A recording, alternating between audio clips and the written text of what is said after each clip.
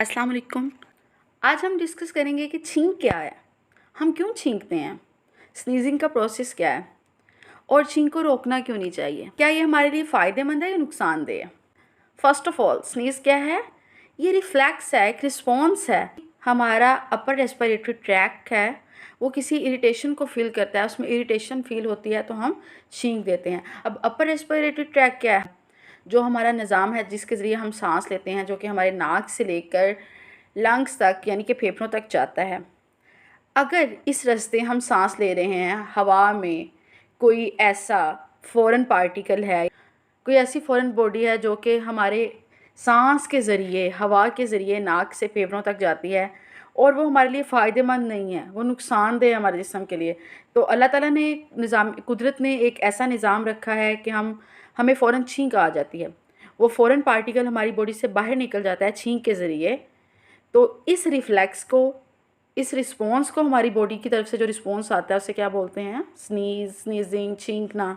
Upper respiratory tract, जैसे मैंने अभी एक वर्ड बोला तो मैं आपको समझा दूँ अपर रेस्पिरेटरी ट्रैक कौन से। दो ट्रैक होते हैं, अपर रेस्पिरेटरी ट्रैक और lower respiratory tract. Upper respiratory tract में ये आ जाता है नोज़, फेरेंक्स, लेरेंक्स। ठीक है, ये देखें, ये जहाँ पे सेकंड लास्ट एरो मैंने बनाया हुआ है, नाक से तीर आ रहे हैं और मतलब हवा आ रही है, सांस आ रही है और फेफड़ों तक जा रही है। डायग्राम को आपने इग्नोर करना है। ये जैसे टीचर्स बनाते होते थे ना वाइट बोर्ड में, कहते थे कि बेटा हम आर्टिस्ट नहीं हैं, हम टीचर हैं, तो आप समझ जाओ कि हम आपको क्या समझाना चाह रहे हैं। वो आपने समझ जाना है कि ये लंग्स हैं और अपर वाला जो पार्ट है वो मैंने नोज़ ड्रा किया और माउथ ड्रा किया।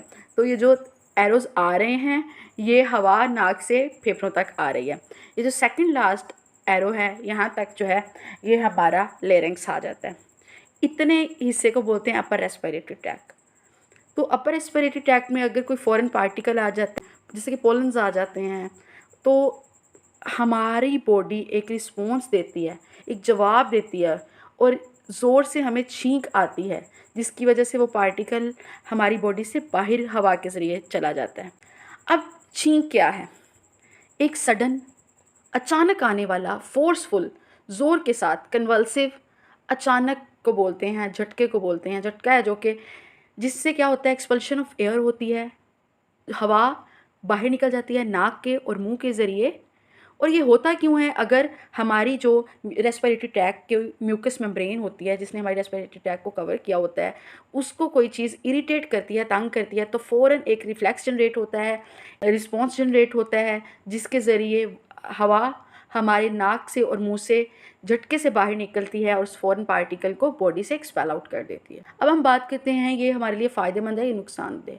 ऑब्वियस सी बात है, आपको मेरी बातों से आइडिया हो गया होगा कि ये हमारे लिए बहुत फ़ायदेमंद है, क्योंकि इससे ये होता है जो नुकसानदेह बैक्टीरिया या वायरसेस हमारी बॉडी में चले जाते हैं सांस के ज़रिए, वो बाहर निकल जाते हैं हमारी बॉडी से, हमारी बॉडी नुकसान से बच जाती है।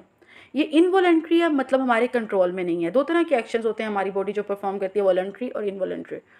वॉलंटरी वो होते हैं जो कि हम खुद से करते हैं, इनवॉलंटरी वो होते हैं जो कि हमारे कंट्रोल में नहीं होते। अचानक से पार्टिकल एंटर हुआ और फ़ौरन से छींक आ जाती है। अच्छा, yes, related to respiratory system. अब ये छींक किस चीज़ से रिलेटेड है? हमारे कौन से बॉडी के सिस्टम से रिलेटेड है? रेस्पिरेटरी सिस्टम से रिलेटेड है। अब ये क्या है?